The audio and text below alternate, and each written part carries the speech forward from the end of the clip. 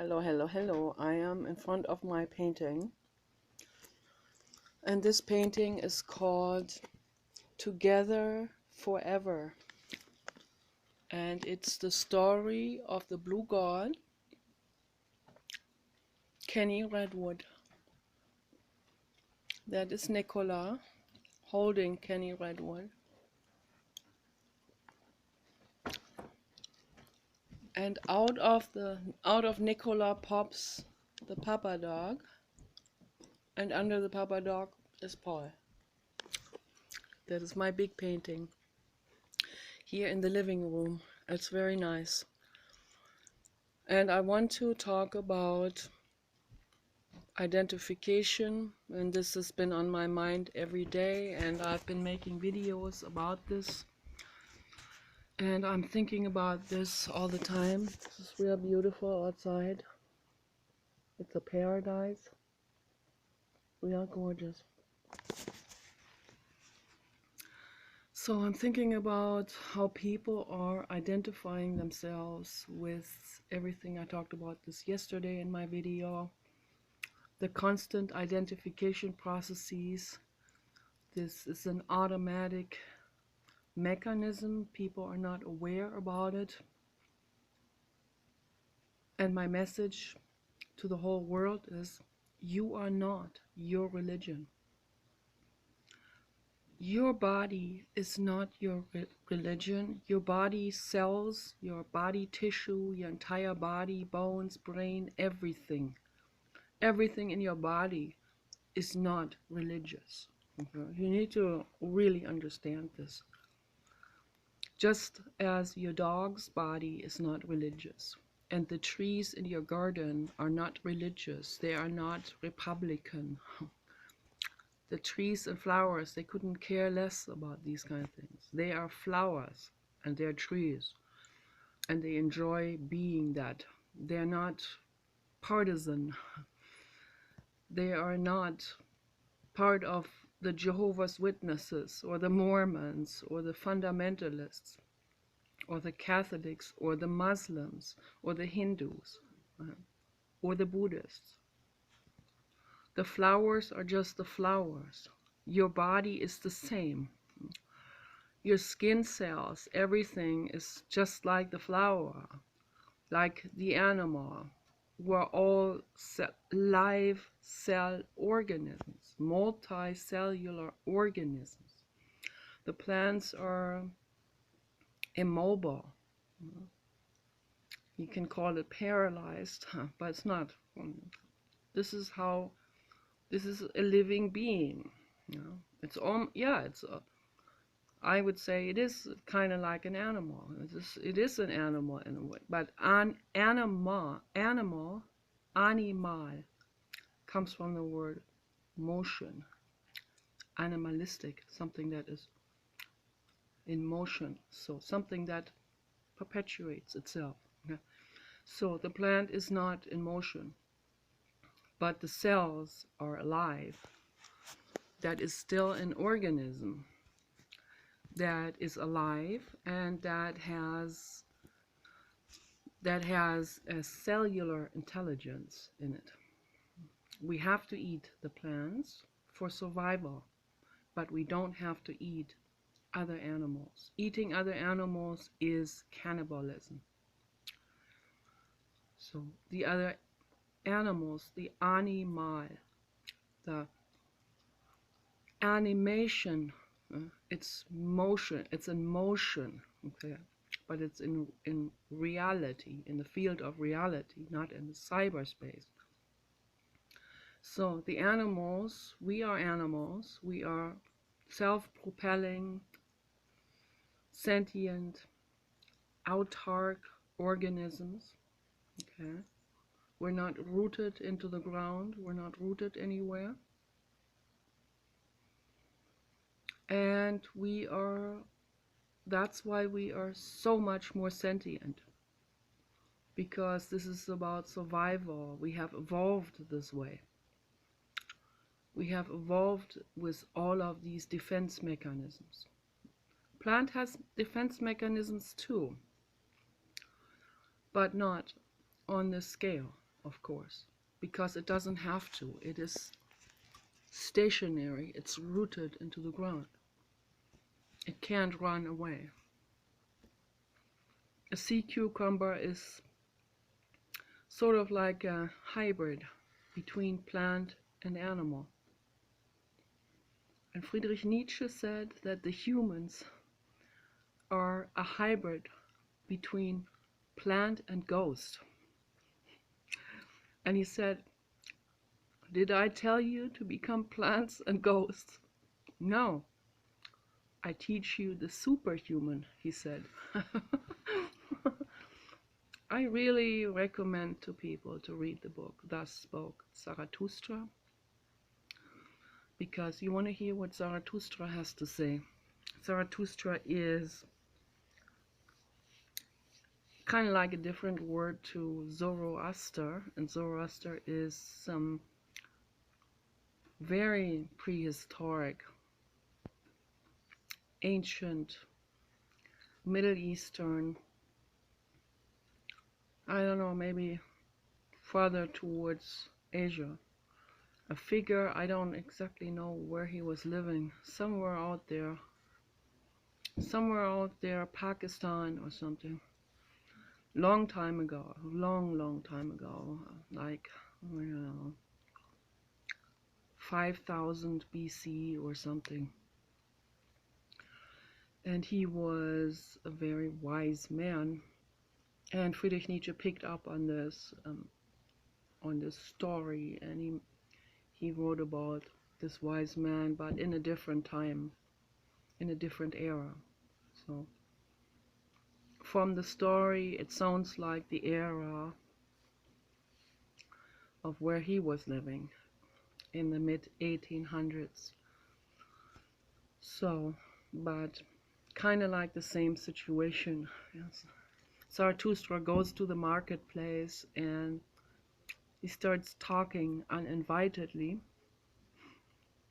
because he just seizes the opportunity. People are waiting for a rope dancer, and he just takes that opportunity to talk philosophy to the populace body, and the populace body, Al Gore used that term, but it's kind of like a euphemistic terminology for what Friedrich Nietzsche actually used. He used the word Pöbel, but it's also, of course, it's word related to populace body, Pöbel, populace, popular, pop, whatever is pop, whatever is popular, is that what the masses, what the majority does. It's like a flock of fish, something steers them in that direction. Everyone follows, and if enough go in one direction, then the rest follow. And the human brain should be more advanced than that. The human brain should be able to see beyond this flock mentality. For a flock of fish, this is a necessary defense mechanism, and it's a survival situation in the ocean. When there are a large flock of fish, then they appear like a large organism, and maybe that can ward off some predators. While when they're individually swimming around, then I'm making a video. When they're individually swimming around, they are more likely to be eaten. But humans, they kind of like unconsciously project this thing into their lives, and they think that if they were individually thinking, they would be bullied. And this is what's happening in the world. People are so incredibly afraid to be standing outside of the flock, of the herd, the sheep herd. For sheep, it's not, they don't have to think outside the box. They don't need to do this, but we do. We have to do this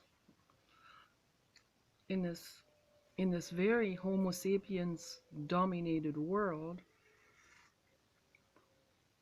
if you are a sheep, a real sheep, chances are that the humans are taking over your life, and if you got lucky, you end up in the home of animal rights activists as a sheep. And if you are reborn as a sheep or cow or pig or any animal, and you get into the home of an animal rights activist or animal rights activist couple or family with a sanctuary with 100 acres of land just dedicated for your happiness, then you got very lucky. You really hit the jackpot with that. But chances are, because those people are just in the 1% range, if you are any kind of animal that is used in agriculture today, chances are very high that you will end up in a factory farm or in any kind of farm where your friends, your family members are being butchered in front of your eyes, and where your time will come to. And in factory farms, it's the worst. It's the worst. It's worse than a Holocaust. Much worse. Much worse. Holocaust was horror. Factory farms, what's going on there, the suffering that's going on there exceeds that by far. So I'm just giving you some facts here, giving the proportions of things so that people can look at this picture and feel what it feels like on the inside, and feel whether it feels okay to you to continue to eat meat with this information. Okay, so, and I urge you, if you're not the faintest of heart, most people are not. I am the absolute faintest of heart. But if you're not, I urge you to watch these films, like Earthlings, for example, or other films that are documentary films that are showing in depth what's going on in factory farms. Yeah.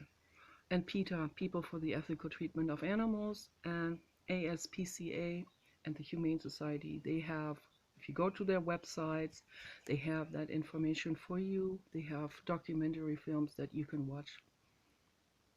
Some longer ones and some shorter clips, just for your information. It only takes a minute to see this, okay? And if you have any compassion in you, and you see this 1 minute of torture that's going on there, you cannot support this anymore. There's no way you can continue to support it. But maybe the majority of people are callous. Maybe it just beats off. Maybe they don't feel anything. Maybe they shut themselves off. Maybe they don't want to feel anything. Maybe they feel like it's not allowed to feel anything. Maybe the dad said, "Don't be a sissy." You know, not just maybe. That's the case in almost everyone's family in the United States, in the Western world, but also in, of course, in the Middle East. It's taken to an extreme. So just putting this into perspective, and I want people to reflect on this and really ask themselves these serious questions. They should ask themselves, why do I need to belong to a group? What's the purpose of that? So that I have this pseudo impression that I feel safer or something? No, quite the opposite. It does not make you safer. It makes things much more complicated and much more problematic. It causes fronts. It causes war fronts and it causes civil unrest, it causes confrontations, it causes gang mentality, gangs going into war against each other. Those kind of things are the result of belonging to a specific group, religion, football team, basketball team, ideology. This belonging, to, a couple of years ago, I was talking to Nick the Modern Mystic and Gary Inmenta. They were talking a lot among each other, like every day, and I just invited myself into the conversation, which they didn't really like, because I was offering something from my perspective, from the perspective of the woman also, which they didn't take into consideration. I'm not attacking them with this, just saying that they did not take it into consideration. They were too much in their heads and in their male perspective on things, and they were talking about things among each other back and forth in an argument, and neither one was taking the female perspective into consideration. So I added a couple of things, and we were talking about the deterministic universe. That was very good, very interesting conversation. That was really the runner. That was the all-time high or height of internet experience for me, to talk to Nick the Modern Mystic and Gary Inmentem before Gary Inmentem shot up in fame. And I helped you get up in fame. I did. I absolutely did, because I told everyone about you. I had this huge crush on him. I was like, and the reason why is because he looks like a heavy metal rock star, and I'm into heavy metal. But that's not the main. There are many men out there that are good looking and like Gary and look hot and all of this. What really made me fall in love with Gary in 2008 was, and I'm not in love with him anymore. I got over that. So I'm not scary auntie anymore. But he's older than me, actually. So, but anyway, what really made me fall in love with Gary was that we moved to an area, and my husband doesn't like talking about philosophy, so I felt kind of intellectually alone. I still do with this in this situation. We do talk sometimes, but he's not into it. He's into technology, and yeah, he got me interested in some areas in technology. He's the one that told me about the AGIs that are coming, and I started to really get excited and looking forward to that. So, but at that time we were talking with Gary, and Gary also talked about AGI, talked about the singularity, talked about getting out of this biological body where we feel pain, and like, ending suffering, and I'm completely on board with that. I am a fan of Gautama Buddha. Gautama Buddha is my main philosopher, the ultimate philosopher. He is not a utilitarian, okay? I am against utilitarianism. I am for ending all suffering, okay? And, these scenarios that they have in philosophy, if you can push one fat man onto a train track to save 5 other people, would you do it? These kind of BS questions. I hate these questions. Those are trap questions. They're really awful. So the utilitarian would push the guy over to save the others. Like, the fat guy is made into utility, in this way, into a utensil, into a into a tool to save others. And I'm not on board with that. You know, I think the fat guy has the same right to exist. And if it's a situation like this, then I personally will go more into this fatalistic mind state and say, this is not for me to interfere into this, even if it kills all of us in the end. I don't have the right to push that one person over, to force him into becoming a martyr, which he never asked for. So I've seen some Outer Limit films that had that theme also, and I don't agree with this at all. So I don't know exactly now what Gary thinks about utilitarianism, but I think from the conversations we had back in 2008, I think that neither Nick nor Gary are utilitarianists. So I think they both are pretty much on the same page in terms of ending suffering. Really, we got to end suffering. And Nick is also quite a bit into Buddhism, and he has followed the lectures of Adyashanti a lot. Adyashanti talks about this also. Pema Chodron, Thich Nhat Hanh, Chogyam Trungpa Rinpoche, those are all people that are on board of ending suffering. It's very important.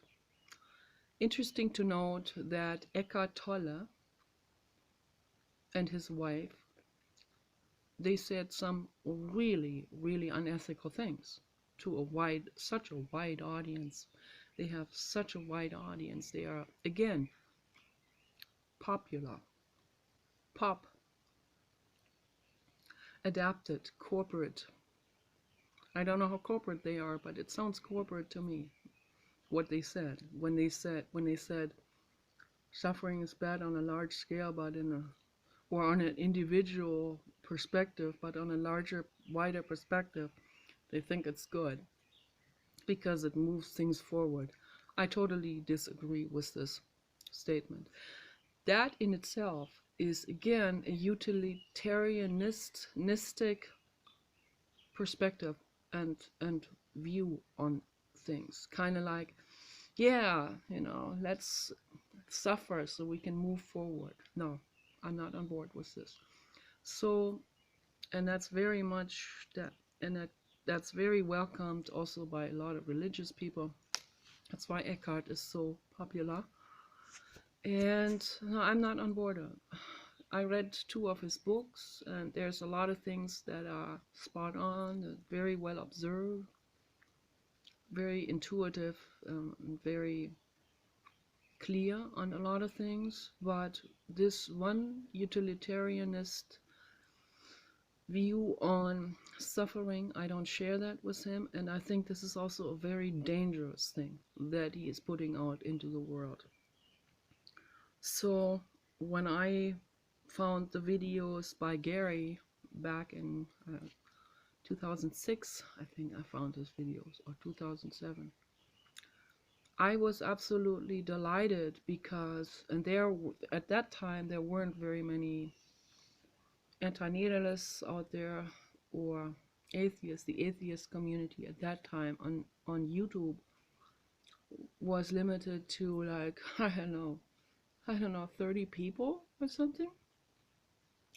And they were like all flocked wide apart. They were dispersed all over the planet. Everyone was living in some kind of big city where they were the only one, or that's how it felt like, must have felt like to them. So that's what, when they found YouTube, that was their opportunity to reach out and say, hey, am I the only one here, or are there any others that share my views, or that at least criticize religion and criticize organized religion and the dictatorship and the oppression of this. And and all these negative consequences that arise out of religiousness. So finally, there were people that were willing to talk about this. I was delighted, and Gary definitely by far was and is my favorite one. Even though he's very austere. I like that dry austereness, but then it always tips over into kind of like almost hatred, and I felt hatred a couple times from him, and he treated the people that I'm not going to say fans, and a lot of them are fans. I wasn't a fan. I'm not a fan of anyone, really. I mean, if I use that term loosely, I can say yes, but I'm not blindly following anyone, and I recommend to other people not to blindly follow anyone either. This is very dangerous, Then you create the same thing again, just with a different concept, with a different story, with a different color, with a different shape. So we want to avoid that. So what Gary was and is teaching is thinking for yourself, and having the courage to stand outside of popularity and your friend circle or whatever, your job, the people, the co-workers, wherever you go, have that courage to stand outside and question them, and help them question it as well. You don't have to be hostile about it. Gary tends to be kind of bulldozing in that way, but I understand where he's coming from, of course. I get into that state as well sometimes, because I'm not going to hold the other cheek on anything. When I see someone promoting something horrific like Islam, or Islam or Christian apologists, then I'm not gonna give in or hold the other cheek, or allow them to, it's like when they talk, and when someone says they it's not that bad, let's break it down to a simple schematic again. You see someone in front of you cutting someone's head off, and you go away, and someone else, you tell that to someone else, I just saw that, and the other person says, why didn't you do anything? Why didn't you interfere? You make yourself equally responsible for what happened if you don't interfere. That's also what Albert Einstein said. So the person that saw that crime happen, he says, no, I didn't interfere because the person that cut the head off is a Muslim, and I'm not going to interfere in his religion. He has a right to his religion, right? No, wrong. He doesn't have the right to cut the head off. Whether that motive to cut the head off was dictated to him by the Quran, by his religion, by his peer group, or not, has no bearing on the action itself. It's an action of extreme violence that cannot be tolerated, that you can't be arguing and saying, oh, we need to not interfere in other people's religions. We need to be tolerant. Aren't you tolerant? Are you a bigot? Oh, you bet I am a bigot when it comes to violence. If you have a religion where they drink milkshakes, or soy milkshakes, then I have no problem with this whatsoever. Okay, it's good, it's happiness, it's feeding yourself. If they drink milkshakes with milk, then I will say don't drink milk, because they tear the babies away from the mothers. So don't drink milk anymore. Drink nut milks, soy milks, and and coconut milk, and there are so many different amazing plant milks out there, like almond milk and stuff like that. So that's good. Okay, the other one's not good. So when I see cruelty, whether it's direct cruelty with the guy cutting someone's head off, or the baby cows being torn away, which is not directly in front of you when you are drinking your milk, you don't know about this. Okay, so that's why we need to inform each other about what is implied in this or that product. Okay, what kind of suffering is inside of that product, so then we can make better choices. But I see people that are apologistic and defensive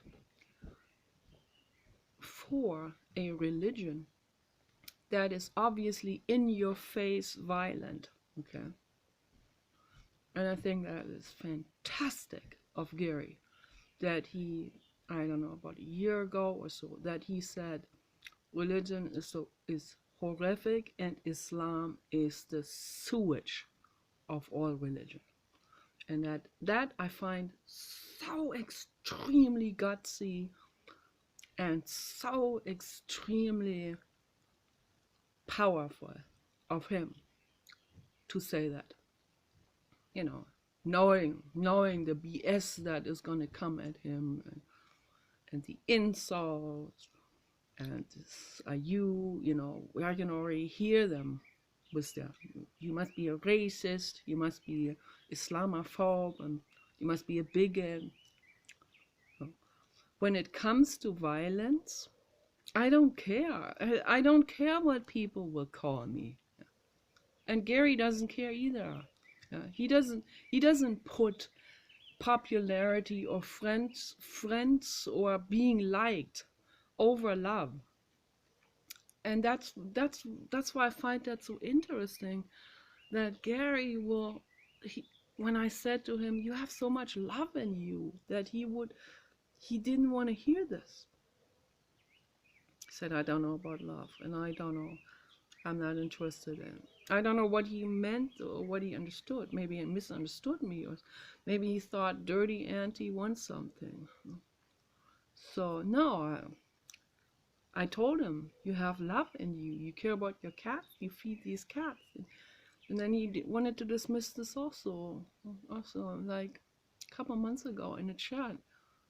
He wanted to dismiss that. Well, that's just a natural. No, it's not natural. It's not natural for the majority of people to care about all these stray kittens and cats that are hanging out there. Most people don't care. Most people don't. A lot of people, most men in particular, they don't pay any attention. So no, it's not normal. It's not the norm. So no, Gary, you're definitely one of the most caring people in the world. You're in the 1%, and even smaller percentage. You go way out of your way to save another living being, selflessly, altruistically, because you care, not because of something in it. Most people, they'll only do something if there's something in it for them. It's what Jiddu Krishnamurti said. They won't do a thing unless something is in it for them. The majority of people. It's always like a deal. I give this, but you give that. That's the majority of. That's the populist body. No, Gary's in the 1%, maybe in the 0.1% of the people that go way out of their way to rescue and help another living being without getting anything in return. Okay? And that is love. That is true love. Okay? So I hope that makes a lot of sense to people. I don't know if I can teach this to the populist body. If they don't understand what it feels like, then I don't know if I can teach this. But I try anyway, because I have nothing else to lose with this, you know. I mean, it's like I cannot try it all, then I didn't even try. But I make the videos because I care, and I feel like, what other choice do I have other than trying to give to make sense, to put sense into this for you, to try to make this into an understandable, I don't know, not, I don't want to use the wrong word, understandable situation. So I hope that people can understand it somehow. I really hope. That's all I can do, is hope for that. I do my best and I hope for the best with this. So, and again, you are not your religion. A couple of years ago, someone said to me, you might, from your videos, I get the feeling that you are, well, how did he word himself? You qualify to be an anti-natalist. Now you can join our group. And I was like, that threw me off completely. And I was like, gee, now I really don't want to I want to be an anti-natalist. So, but it was very interesting, these conversations with Nick and Gary all these years. And I have taken on an evolution of thought myself throughout all these last 11 years. So 11 years. That's amazing. The time goes by. It's incredible. So I was not even an anti-natalist at that time in 2008. I was still like, still had these fantasies and all of that. And gosh, I even dream about these kind of conversations. I dreamed about having a conversation with a woman. God, I'm not going to get into the details now, but I've always had this wish, you know. I wanted to find a rich man and have one child with that rich man. That has been my dream in the past. So that has completely shifted now. So I still want the rich man. I don't know if I should say it or not, but I think that would make Paul mad probably if I talk about our I don't know. I think I think I need to talk about it, because I don't know how else people are going to understand me and the way I act and my situation and all of this. We're just friends, okay? So, and have been for a very long time. And so Paul is my best human friend. I love him dearly, but it's nothing other than that. So it's just a friendship, and I'm very lonely, and on an intellectual level mainly, but also physically, and all of my needs and all of this. And in the past, my body definitely wants that, and in the past I wanted to find this perfect guy and multi-billionaire like Jeff or Elon, and I still want this, but I changed my view on that one child. So no, my body still wants it, but my mind is convinced, no, that is not ethical. Okay.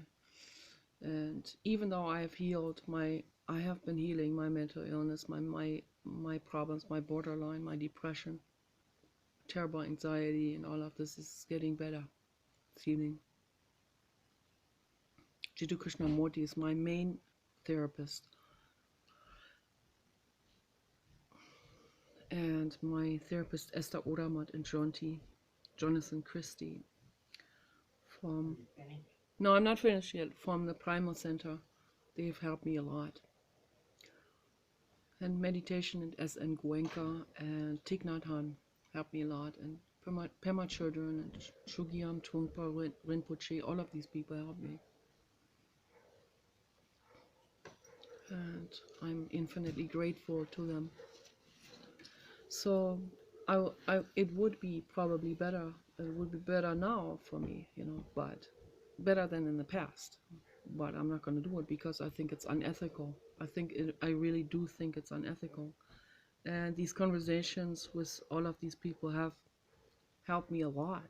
And not in terms of now I want to belong to this group, or now I can be qualified as this or something.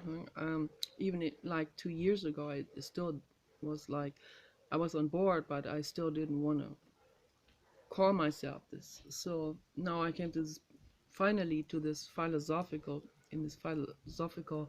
psychological development of my mind, my brain, where I can say for sure, absolutely certain, I am absolutely 100% on board with Dr. David Benatar, who has written that book about non-existence.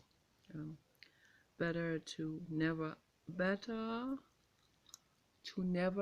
have been. I think I always mix this up a little bit. Title like that. Okay, Dr. David Benatar. I highly recommend to people to read his book. Okay, he describes in mathematical detail to you with absolute, irrefutable, unrefutable logistics that it is better to not exist, and he explains why. And this is basically the best summarization of his argument, and the most understandable to the public is if you don't exist, you don't have the pleasures, but you don't have the pain. And no pleasure justifies pain. There's someone came to the parking lot. Someone came to the parking lot. You finished? No, someone's out there here. I'm not gonna show you. Show my artwork. Okay. Someone's on the parking lot down there.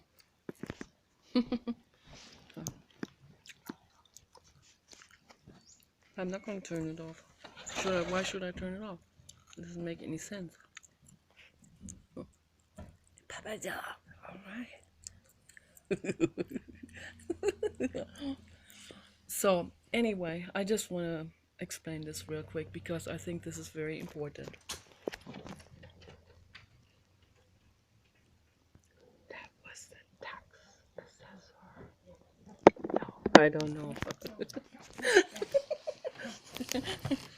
Sneaky little property tax assessor.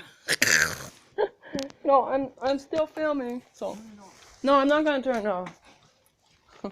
So anyway, I want to just summarize this real quick. So, and that is so ridiculous again. So, anyway, it is better to not exist because you don't have to feel the pain, and not having the pleasure is not relevant if you don't exist. Why do you need pleasure if you don't exist?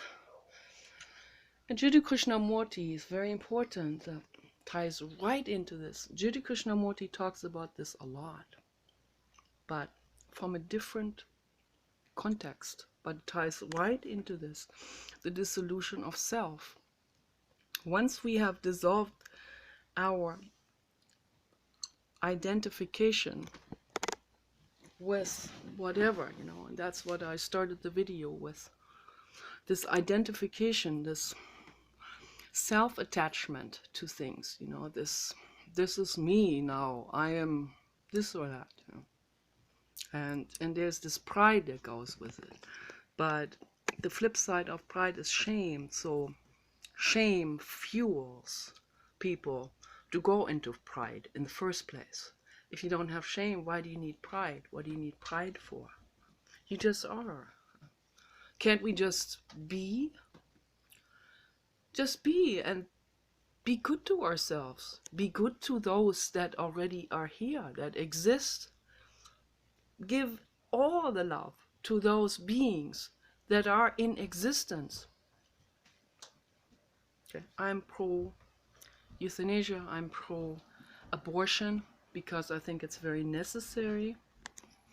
I personally would not abort after 3 months. That's just sort of, I don't know, it's my personal threshold around there. I couldn't do it when it's already that big. I just couldn't do it. But I'm not going to condemn anyone who does, because that's their body. As long as they have an entity growing there and a being in their body, they can view that being any way they want to. They can see that being as a parasitic existence, or they can see that being as something that is precious, or whatever they want to do. But my personal view on it is, it's better not to bring someone into existence, and it's better not to make sure not to even create it in the first place, not even in any size. So, but I think it is necessary for a lot of people to do and to have this option. So, and euthanasia is important. But my personal view is, those are those beings that are in existence. We need to be there for them.